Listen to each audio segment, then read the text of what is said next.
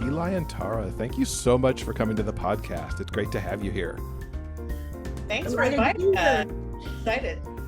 Well, I had to have you here because Schooling the Jock, absolutely one of my favorite books of the year so far. And Dobbs and Jesse so much are in the lexicon now of my favorite couples. Before we kind of get into the series and the books, let's talk about what brought you two together to collaborate, because this is the first co-write for either of you. Right. So how did this, what was the origin to bring all this together? I was talking to another well-known author about collaborating, and it's somebody who collaborates a lot, and I never have, and we're friends. And so we were talking about doing a series together and kind of came up with the idea of Nerds versus Jocks. And then she actually had to pull out because she was just too overbooked. So I thought about doing it on my own, but I really have been wanting to try a collaboration. And so the person I thought of was Tara, because I love her books. And I think she and I have a lot of commonalities in our work. She's, more plot driven, character driven, a lot of kind of quirkiness and humor. And so I pinged her and I just said, would you be interested in collaborating on something? And explained the general idea. And so fortunately she agreed. I mean, at first we were kind of like, well, let's just try a few chapters and see how it goes. And we can always just pull out if it's not working. And I think by the end of chapter 2, we both felt it was really going to work. Yeah. Now, Eli and I have been friends for a long time, and I've been a huge admirer of her books, and I've always kind of noticed that commonality that she's talking about, that we both have a lot of character, a certain kind of lightness and sweetness while still diving deep into the characters, and of course a lot of humor. So the idea of doing something that was really rom-com trope driven, but then still getting to do deeper characters was really a fun idea. But I had no idea how the idea of co-authoring was going to work, because I mean, I think I'm on book 57 or something, and all of them have been written alone. And it was like, and so I think I took a couple of days. I was like, oh gosh, I don't think I should do this. We started talking about it right before Christmas, right? It was like Thanksgiving, I think, when we started talking about it. And I was like, oh, I've got so much to do, so many books to write, so many books, so little time. And then I guess it was probably a day later, and I was talking to my husband about it, and it would be fun, and what a good idea. And I just thought, I woke up in the morning and thought, don't be stupid, you've got to try this. And I called her and said, yeah, I'm in, count me in. It really came together fast then, if you were talking about this at Thanksgiving, because this first book was out fairly early this year. February. that was a challenge. Yeah. I think that's one of the things. We wrote both the first 2 books in about a month. Yes. A month apiece. Yeah. And so that was one of the things that I was really hoping to get out of a collaboration is, I think when you're writing by yourself, especially as Tara said, I'm almost at my 50th book now. And it's like, if you're just not feeling it on a certain day, it's like, well, maybe I'll write 500 words and then dink around and then maybe I'll give up. But when you have another partner on the other end who's waiting on that chapter, to do their part, you feel a lot more responsible. It's like when you're going to meet somebody in the morning to go walking, you've got to be there. So I think it really kind of powered us through on those first 2 books, which was one of the things I was hoping to get out of a collaboration. And I've talked to people who collaborate all the time, and sometimes really successful collaborations are in different time zones, so that one is sleeping while the other is writing, but we're in the same time zone. So we were like, so how's that going to work? Can we really go fast when we're actually writing every other day, which is pretty, we were responsible for writing a chapter every other day. And it went so fast. And Eli described it perfectly. And I will tell you what she said. She said, it eliminates the fear of the blank page. And it was because you've always got something in front of you. You've always got what the other person wrote to inspire you and to push you along and to get you going on the next chapter. And that really did propel us forward. Yeah, it's kind of like that fast. game where you go around and you tell a story and like somebody says something and then the next person, it is inspiring to just riff off what somebody else has done. And it just puts ideas in your head. And so it's much easier to sit down and start writing, I think. One of the questions that you mentioned to us, Jeff, was how did we do it? How did we separate the book? How did we assign it? And we literally we took a house and we took a character. It turned out that we took a house. We started out taking a character, and then it ended up that we stayed with the same house through the whole 3-book series. And so each of us would kind of be responsible for writing the chapter in that character's point of view. But then it went to the next writer who was also writing that same character, obviously, in the next chapter. So the character kept getting deeper and new additions, and then we would also edit each other's work. So that was how we smoothed it out and made it seem seamless. And I know you actually mention in the book who wrote what. And Eli turned out to be the geek, and Tara, you became the jock. Did it just happen that way, or did you go, I want this character and I want this character? Yeah, the first book. Yeah, on the first one. Mm-hmm. We sort of went back and forth, but Tara had done a whole series of football jocks. And, some of my most popular characters were from like Blame It on the Mistletoe. And, I just tend to really write good nerds. And so we just decided to go that way on book 1. And then on book 2, it's like, well, let's just keep going since this seems to work. Right. I had to learn a lot about football, and Eli said, you got to do the football. And I think the other thing that probably in terms of process that Tara didn't mention is that, during the books, we would have 3 or 4 calls where we would just be on the phone for a couple hours working out the plot line. Like, what about, Rand's family? What is his father really like? What is his motivation? How is that going to lead to the crisis moment? And so the plot was something that we went back and forth with on the phone, just sort of brainstorming, and just like, no, I don't like that. How about this? And, just kind of knocking it out until we got to a point where we felt like, yeah, that's the plot. This is it. And so that, in that sense, both the character arcs and the the basic plot flow and the crisis points were really a collaborative effort. Even though we were each writing a chapter, we both had agreed on what that character's arc was and what the relationship was with the family and all that. Did you have that as you started, or did you pants your way through the majority of the plot? How much did you know going into the writing, and how much kind of manifested as you went? We kind of mapped out the story and the kind of guys that they were in a general sort of way, but then we let them evolve on the page. And then not only based upon the person who was, quote, writing that character, but on both of us. And then also in the way that we edited each other's chapters. After the chapter was done, it would go on to the co-author. The co-author would edit that chapter and write the next chapter. And so we were constantly adding and commenting on each other's work, always with the idea that the author who was ultimately responsible for that character had the final say. I tend to write this way with all my books.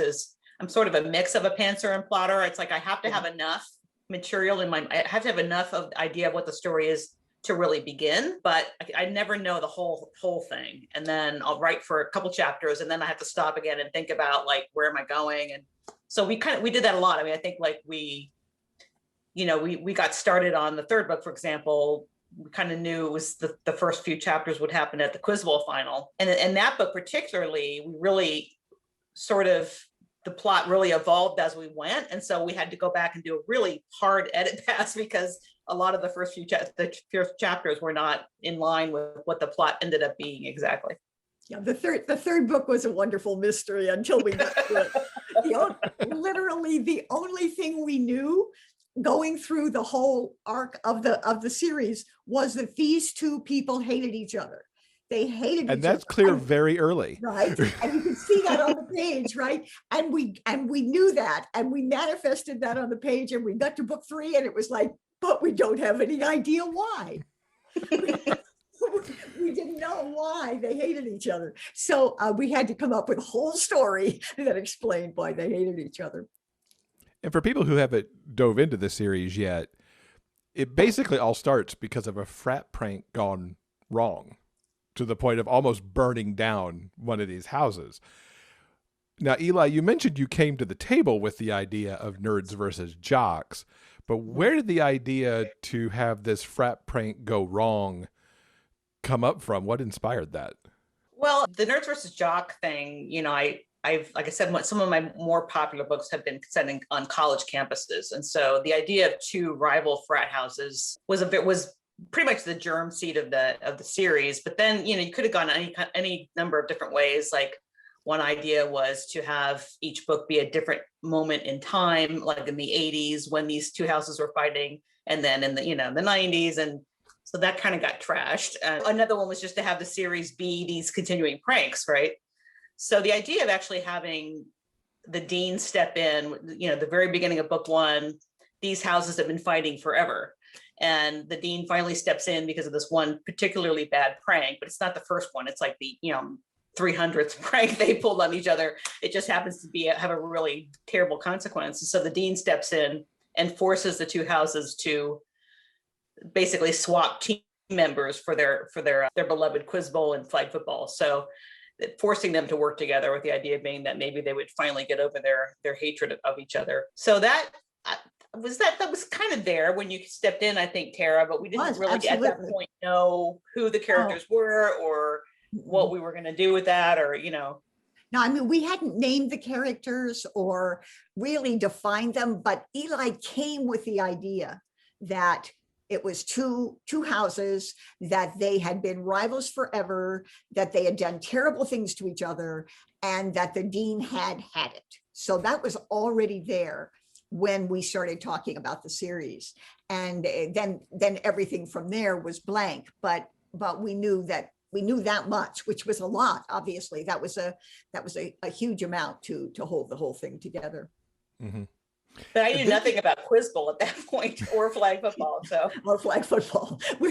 We did a lot of research on those two things. You had to have, because they're so integral to how it works, because it's not just quiz bowl within the school and not just flag football in the school. These are competitive quiz bowl and flag football teams that are going out and headed towards state and potentially national titles. And quiz bowl is very much a thing. I mean, quiz bowl has a national structure. It's very popular. People, we suspected that there could be people who would read the books who would know a lot about quiz bowl. So we had to stay at least somewhat true to the actual facts of it.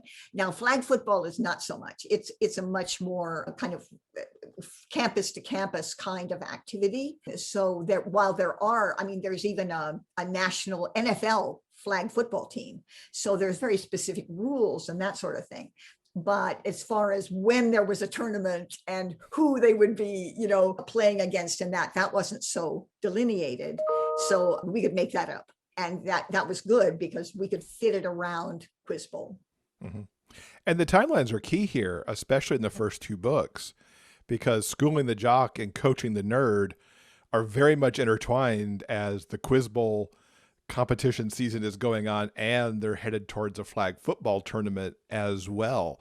Right. How did that manifest itself for you in writing these two books, like managing timelines between them and knowing things that you seeded in book one could have repercussions in book two?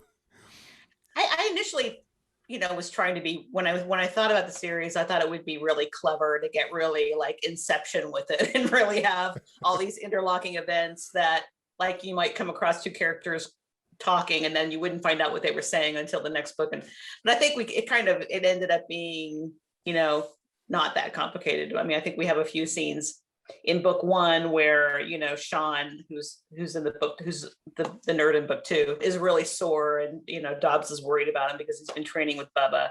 And I think there's another scene where you see Rand and Jax having some kind of argument in the distance, but we really didn't get that involved with it. We have a few scenes, and then when we went to book two, it was actually a challenge because we had to make sure that book two actually fit what had happened in book one. We had this timeline laid out, and it actually got us into a little bit of trouble because given what was happening with Sean and Bubba's story, we wanted them to come out sooner rather than later in the year.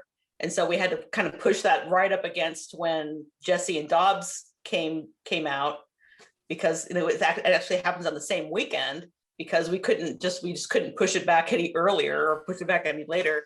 So let's say that relationships got hurried a little bit from time to time because we didn't have enough time between events for them to get to know each other any better, things like that.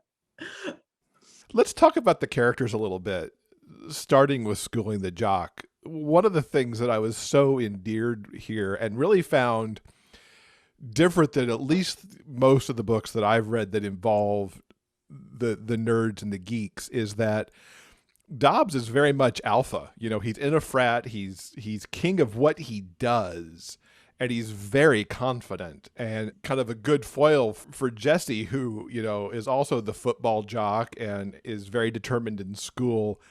And they butt heads really well because nobody wants to back down. How did you develop these characters? I think it would be fair to say that none of our nerds are betas. I think they're all alphas. Would you agree, Eli? Wouldn't you say all three of them are, of the nerds? Yeah, I think probably Jocks is the least, just because Jocks is very laid back. He's laid back, but still. But he doesn't take shit from Rand. Rand can spark him like that, and he's back at his throat. So I think for me, probably one of the key character, for Dobbs, it was just we wanted somebody with a smart mouth because we wanted a lot of fun dialogue. So we call him Mickey Mouth. Mickey Mouth is what Jesse calls him. Among other things, just has so much sass. For Jesse, he's basically, we knew he'd be closeted. And for me, in this day and age, if we're gonna write a closeted character, there has to be something unique there. It can't just be, he's afraid to come out because he's a football guy. It's just overdone. So that really led to, finding a reason that was unique, and that led back to his family and his concern for his family, and this pressure that he was under to never take any of his family's attention because of his younger brothers were so demanding of attention. And so but in a very sympathetic way. So I think for me, it's just important to find those unique twists so that it's not like, there's so many gay romance books. I always want to find that's some unique twist that is not a character I've read before. And in some ways, because Jesse is closeted and for the reasons that he is so protective of his family, Dobbs is in some ways more alpha than he is. He's certainly an alpha character in the sense that he's a jock and he's a football star and all of that, but he's somewhat shy. He's a lot more reticent than Dobbs, who is very forthcoming. So the tables even get turned there a bit. Well, that's what I liked in the book too, because the tables kept turning as they learned more about each other and seeing more of family situation. They both learned so much and ended up and grew so much. That's what you want out of a romance, obviously, not just to get the HEA, but to really watch the characters bloom in a new way. Yeah, it was fun having Quiz Bowl even though some people were like, oh my God, those Quiz Bowl questions, but it was fun having that framework to kind of drape their getting to know each other over. We didn't have to make up artificial reasons for them to be together. They really, really had a reason. And so that was a good excuse. It was a really good reason to bring them together. Mm-hmm. What you said, Jeff, about them each, I think all the characters in all three books really do grow a lot and learn a lot about themselves. And I think that's the nice thing about college age is that, they are at that age where they're still sort of transitioning from family to being an adult and from figuring out who they are and, what they really want in life. So it's a good age for that. And family plays a huge role in all three of the books, really a lot. I think more than we even anticipated would be the case when we started the series. It's really interesting as you bring up family, because there's not only the found family sort of elements that you get with the two frat houses and then how each of our main characters of the books gets a little more family as it extends out to the people that they are now connected to because of who they have fallen for.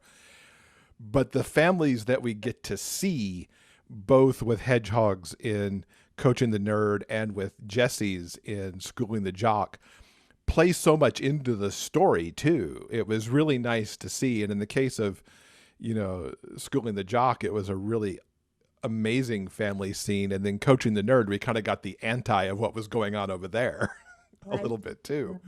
Yeah. And I think we both feel too is that, when you have those characters, like even in book 3, there's a father that's kind of a villain character. But even then, and with Sean's parents, you don't want something that's just black and white. You have to have, real nuance there in terms of, they obviously want the best for their kids, and, there's love there in the family, even if it is dysfunctional, Yeah, and you'll see when you get to read Head to Head family, their huge role. Really enormous in terms of Rand's motivation, and he has a somewhat negative quality to him, but again, he has a lot of elements. He's a very important character. The father, Rand's father, is a very important character in book 3. I don't want to shortchange Bubba and Hedgehog in Coaching the Nerd.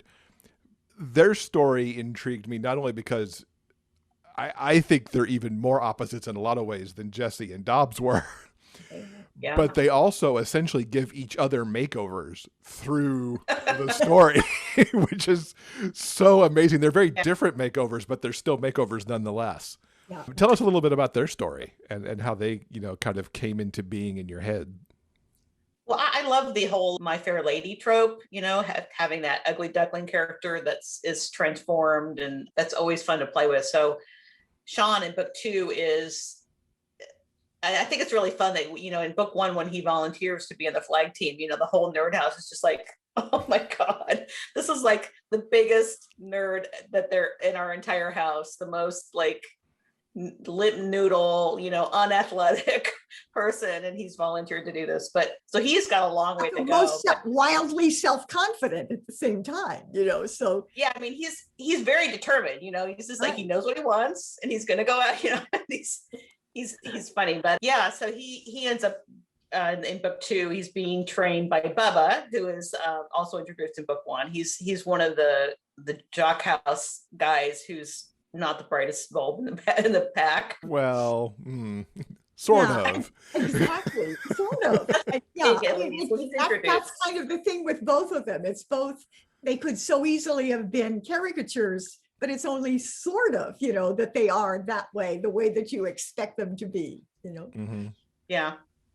I loved Bubba. I think we both glommed onto the character that we wanted in that book, and that happened to continue us with the house that we had been in, and that proved to be a self-fulfilling prophecy, because each of us were creating the houses that our characters were in as well, and who the other characters were and that sort of thing. So we ended up staying with our house all the way through. But Bubba was one of those guys that really could have been just a cipher. He just could have been such a caricature. And because Sean was going to get his makeover, it was like we wanted Bubba to have his as well, maybe on a slightly more subtle level. But because he's been told he was dumb his whole life, he believes it. He's already risen above that self-image a lot, but he has much further to go. And it's because of Sean that he's able to finally do that. So they both make each other over. Well, I think in any romance, I try to think about what is this character's arc for each character, what do they need, and how does this other person help them get there? How does this other person help them fulfill themselves? Because to me, that's key to the romance. It's not just, oh, you're really attractive and I want to have sex with you. It's not a very deep romance book. Right. It's where does this character going, and how does this other person fulfill them as a human being? How do they fit together?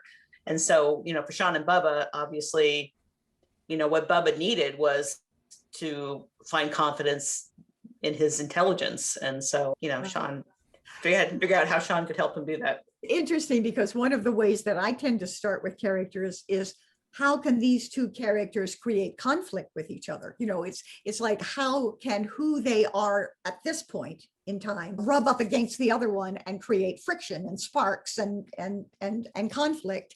And Eli's focus is so much on how do they fit together? How do these pieces go together? So that was great, because I was constantly saying, okay, but we need more conflict here. Okay, let's make, and then, oh no, but we need to understand how they go together, how they make a perfect couple. And so we were constantly adding kind of those dimensions to our characters.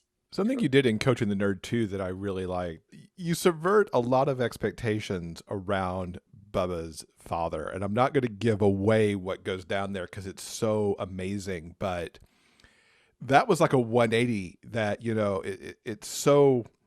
it's minor to the story in so many ways, but yet it's also significant there too. And it was really brilliant to see how that kind of manifested itself and what that did for him. Is that one of those happy accidents you discovered along the way, or was that kind of you knew that was going to happen there? The father definitely unveiled himself to us as we went along in the story. And we knew that he was going to be one of the influences on Bubba, and that it would be one of the influences that made him doubt himself, right? But then we grew to understand him and to know that he didn't do that out of meanness. He did it, in a sense, out of love, out of not wanting Bubba to not get above himself, to not have too great expectations and be, terribly disappointed. And then as he revealed who he was, that part of his particular story unfolded. We discussed that, it's like every time I got back a chapter where the father was involved, or I think there was an early phone call where he was really mean. And then Bubba goes home for the first time of the weekend. And then that scene where he goes back and has that conversation with his father. And every time I got those chapters, I just was like, yeah, okay, that's great. I love the conflict. I mean, Kara's great at conflict. So it just worked. I mean, I think we did discuss after she wrote that last chapter, like, are people really going to buy this? That, Yes. The father. I mean, that was a really big question. And to some degree, it's still a question. I mean, I think there are some people who are like, didn't like that part. But then there are other people like you were saying, Jeff, who loved it, so it just felt right. It felt like it wasn't a reach, like this was the guy who ultimately emerged from the page, and that we could put that piece of the story in. I didn't think two ways about it. It's like, oh, that's really nice. That was exactly my thought about it.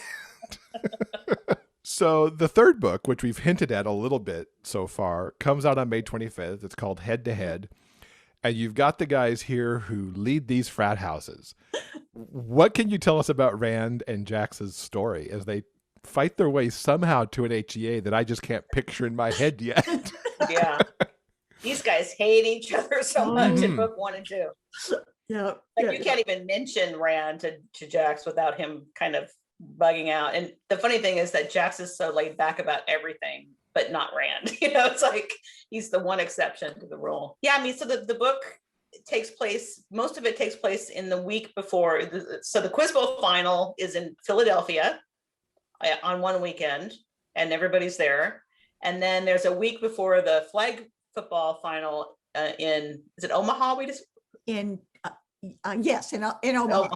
I think it is. Like, yeah, we discussed different. Geography played a huge role in this book.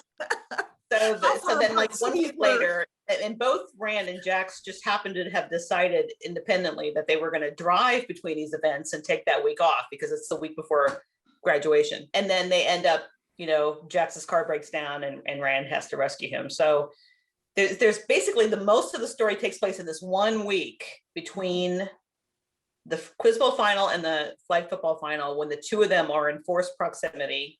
And actually, but then there's a fair amount that goes on after that. We did end up carrying the story on further, I think, than we had originally anticipated. Yeah. But the main bulk of when the romance happens is in this period of time. Right. And we So knew that much. We knew that early Yeah. that was going to be the case, that their story, whatever the heck it was going to happen in that week. But we didn't know what it was. right.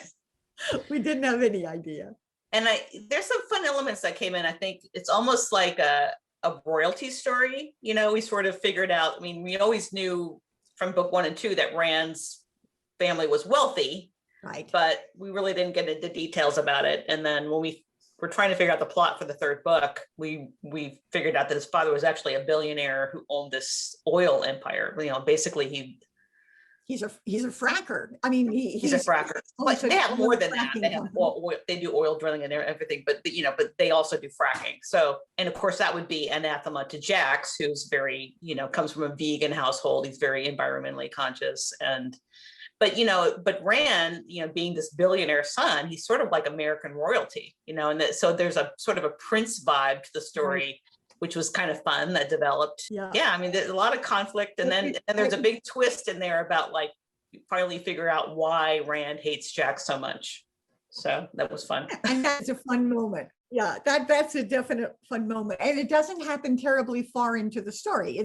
It's fairly early that they finally get why they hate each other. And then they have to work it out. But that's interesting how you phrase that, and they figure out why they hate each other, as if they really didn't know, but they keep up the appearance of hating each other. But one of the twists of the story is that to some degree they don't. There is a real reason. That there is a real reason why they hate each other, and they honestly don't know what that reason is.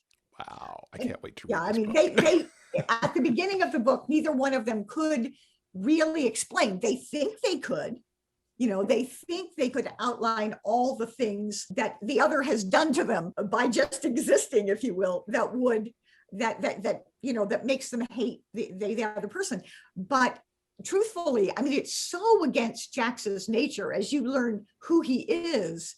It's completely anathema to him to hate anybody, and the fact that he just loathes this man. And the fact that Rand, he hates Jax on sight, and he's never analyzed why. He doesn't know why. He's hated him since the first moment he ever saw him. And he could give you lots of reasons, but it takes a while for them to figure out what the real reason is. I have to say, I like what you did with Rand too, because there's another, a moment of where you're subverting the expectations, because you've got a gay guy as the president of the jock frat. I think part of that, of his character, that he is so kind of cool and so much the prince and such royalty that he kind of shines out and rises above in any environment, and people automatically kind of respect him.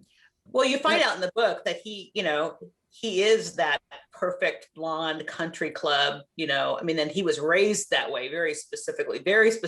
I mean, like to the point where having etiquette classes, and like he was groomed to be that. So, it's almost like even though you're gay, you have, and even with his father, who is not at all a liberal person, he's sort of like come to accept that Rand is gay, but then he has all these other, well, if you're going to be that, then X, Y, and Z, Right. And we get to see pretty early on also that Rand is very much the sort of manifestation of his dad's idea of perfection.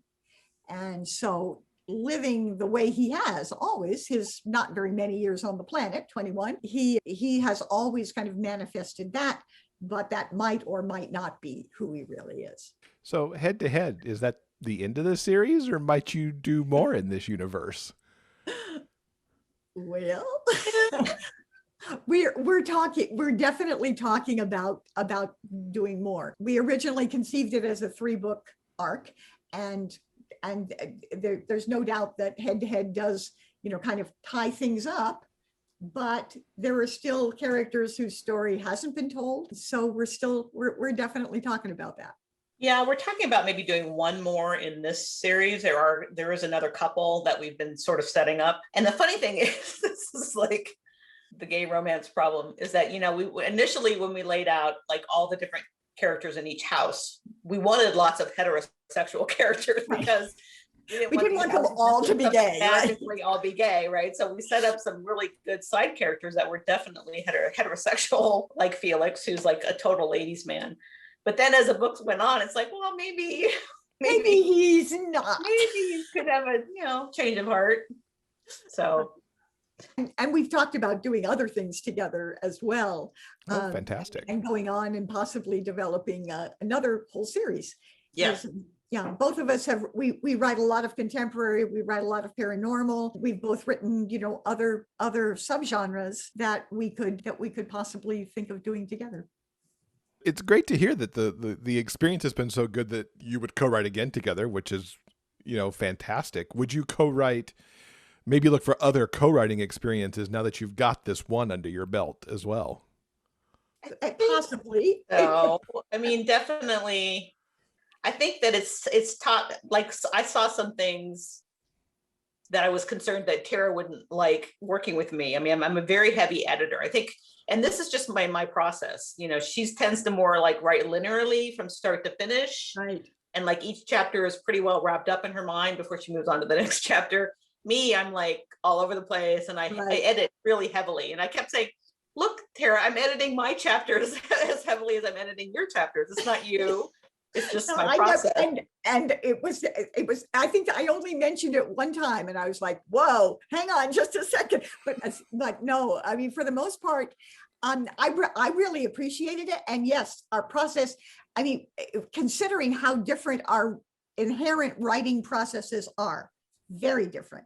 Eli is, as she says, she can write a scene from the end of the book and write the highlight from the middle and then go back and start the beginning. And I can't. I am a Lisa Cron writer. I am a wired for story. I got to know what happened in chapter 1 before I can write chapter 2. That's just the way I've always been. And so that, which is inherently quite different. And yet we managed to make it work without really any effort. It maybe because each one of us was writing every other chapter, it didn't feel quite as linear to Eli as it would have, if I'd forced her to sit down and write my process. I think that would have been great. Well, to finish what you were saying, so I think I would, if I were to write with somebody else, I'd have to really discuss ahead of time, like, this, these are the kinds of things I notice that I do when I'm collaborating, and if that's going to bother you, maybe, so you'd have to find the right person, I think. Right. It did work really well with Tara, which was fortunate.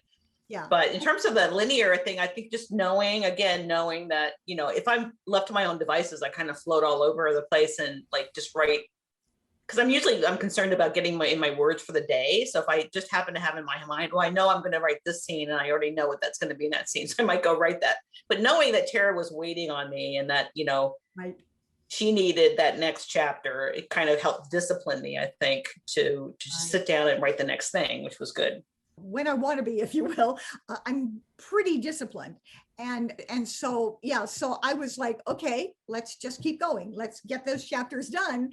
And that forced both of us to stay on track and to not, get kind of veering off on tangents. We allowed plenty of time for both of us to do our stuff, to have our lives. And because I actually have another job. I still run an advertising agency 3 days a week. And so on those days, it's harder for me to get in my words. And so we accommodated that in our schedule. And then Eli has days when she has special projects that she's going to work on, and she needs to have hours to do that. So we just built that into our writing schedule and just kept going. And yet you still turn these books out in a month a piece. Yes. It's amazing. Yes. I think we amazed ourselves, quite honestly, but we were writing a full chapter at a time. Whereas like if I'm doing my words, I'll write 2,000 words. I'll write, 1,000 words. I'll write 3,000 words. But we were doing a chapter. And so it didn't make any difference if the chapter was often 3,000 words. It was often 3,000. So yeah, so maybe the chapter was 1,500 words, but usually it was more like 3,500 or occasionally even 4,000. So we were leaping ahead chapter by chapter. For each of you, what are your favorite scenes to write within the entire series? I had a favorite scene in Schooling the Jock, which was the scene, interestingly enough, of Jesse's kind of inner monologue after he lets Dobbs down and at the motel. And he disappoints, well, more than disappoints, breaks Dobbs' heart and breaks his own.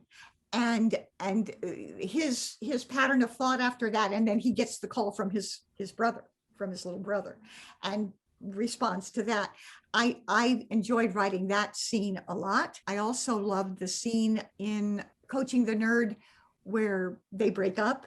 And but why do I love these heartbreak scenes? I don't know. That was one. And then there's a definitely a scene in Head to Head where Rand, who goes through a lot of inner turmoil in this book. It's very much, he's very much an unrealized person. Jax is more of a realized person, but Rand is a work in progress, even though it seems not that way at the beginning of the book. And there's a moment where he gets clear about what's true for him and what he wants his life to be. And it was a scene that we knew was coming. And I was kind of revving up to write it. And I put my fingers on the keys and it was like it wrote itself. It was just like, boom, there it is. This is that scene. And I really loved that. That was fun. Yeah, the conflict is always fun to write. I agree with Tara there. There's a scene in Head to Head where they go to a carnival, and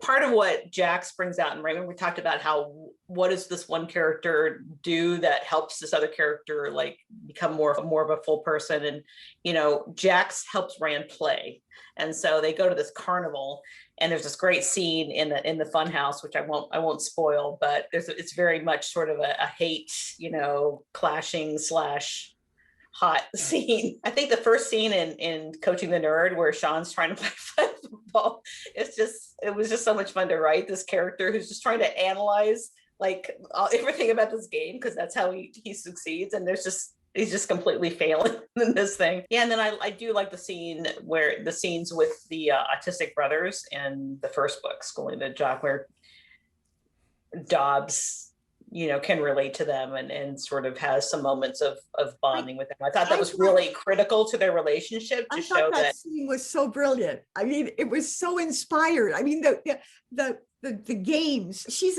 a game creator anyway, Eli, creates games, but creating the games and the play on words that you did. I mean, I just sat there and laughed and thought it was just so clever and utterly creative. I loved that scene. I thought it was amazing. Thank you. That's nice.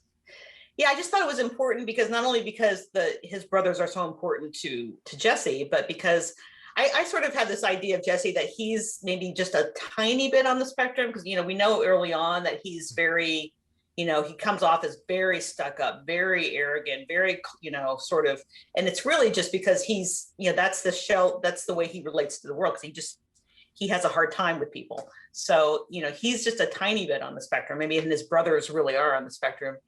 So, in a way, Dobbs being able to relate to the brothers and sort of draw them out is sort of almost a mirroring the way that he can draw out Jesse too. So that was fun to write. So looking ahead beyond Head to Head, what's coming up for you both later this year?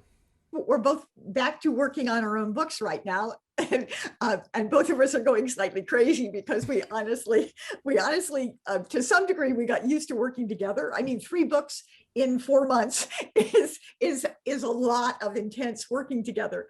And so we both fell into a slightly different process. And so I, for one, am definitely having to kind of restore my process to write my own book. So yes, so I am in fact working right now on fingers crossed, the 3rd book in my Papillon series, in my Passions of a Papillon, which they're kind of rom-com mystery stories with dog. And so that I'm hoping to have come out early in the summer. I had 2 books. One was A Prairie Dog's Love Song, and the second one was called The Stolen Suitor. It was set in the same small Montana ranching town as A Prairie Dog's Love Song. So I decided, since I'm republishing both those books, I decided to make them a series with a third book, which is what I'm working on. So it's there's a villain in the first two books named Henry Atkins. He's the guy that outed one of the characters as being in porn. So he's the one star of the third book. And then the other guy is a huge porn star that comes to visit his friend who had been in porn for a while. And so it's the two of these characters in this little Montana cowboy town. So it's a lot of fun to write. It's very folksy and kind of bonanza-ish with the dialogue. And so that's what I'm working on. We're still helping each other plot. Yeah, We're still yeah. Brainstorming a bit. Yeah, it's been good. So then after we're both writing a book alone, and then we're thinking about writing a book together, right? Over the summer in the NBJ series. Possibly a fourth book in Nerd versus Jock, and then we'll each do our own Christmas book separately, and then possibly start a new series together after that, or like That's exciting. January, February timeframe. Now, we always like to get book recommendations when we talk to folks. What's something you've read lately that you would recommend to our listeners? I just finished Better Than People by Rowan Parrish, and I really like that. I love her comfort stories. I'm not so much into the like alpha male, super guys. I really like it to read about more normal, average guys, and especially guys who have some sort of, disability or problem that they need to resolve. So her book has one guy has broken his leg, and he's a fairly alpha male kind of guy, but he has all these dogs and he needs somebody to dog walk for him while his leg's broken. And the guy who shows up is this guy who's just like horribly, horribly shy. And so there are romances between them. And I love it. Loved it. I can't say that I read this recently, but I wanted to recommend a book by an author named Eli Easton. That is called How to Walk Like a Man. I don't have to tell people about the Howl at the Moon series that takes place in Mad Creek. It's one of the most wildly successful series, I think, in gay romance. But that particular book, which is, I think, the second book in the series, the second book in the series, touched me so deeply. And the fundamental premise of the series is so original. It's so clever. The idea of dogs, who most of us love, right? And of dogs that are so related to the people that they're with, their masters, that they can't do anything when they lose their master except become human. And which is a very poignant idea, but at the same time, a terribly funny idea. And so she's got all these dogs in Mad Creek that are, scratching at, and they're humans, but they've got their hind legs going and they're, doing all kinds of funny dog-like things. But here is a dog who was a military dog, right? Am I saying the right thing, Eli? He was a military dog who lost his master. And he is such a wonderful, dimensional, heartrending and heartwarming character that I love that book so much, and I think everybody should read it. Fantastic. Let's tell everybody how they can keep up with you online to get all the latest news, every book that will be coming out later. I'm lots and lots of places online, but my website, which is very simple, which is just www.taralain, spelled LAIN.com. And I keep it very updated. So all my new books are constantly on there, but perhaps more particularly, there is a link on my website to my newsletter. And my newsletter comes out a minimum of 2 times a month and sometimes 4 times a month, depending on everything that's going on. I do a release about me, about my books mostly, and some contests and things like that. But then every other issue of the newsletter is what I call a release report. And I report on all the new books that came out from my favorite authors that particular week, actually. And so people can get a lot of great ideas for new books from just reading the newsletter, but they can also keep up with all my stuff. I have a website. It's elieaston.com. But I'm also on Facebook, and I have a Facebook group called something like Eli Easton's Mad Creekers. So that, I post there quite a bit in terms of just like update on my work in progress and, cover reveals and art calls and things like that. So if people really want to sort of get more of the first scoop, that's a good place to go. Great. Well, we will link to all of the social media, all of the websites, all of the books in the show notes so people can just click away to get all this stuff. Thank you both so much. I have enjoyed our conversation, and thank you so much for this wonderful series as well. It's made my spring so far. Oh, thank you. Thank you for having me on. Appreciate it. Hope you love Head to Head just as much. Yeah.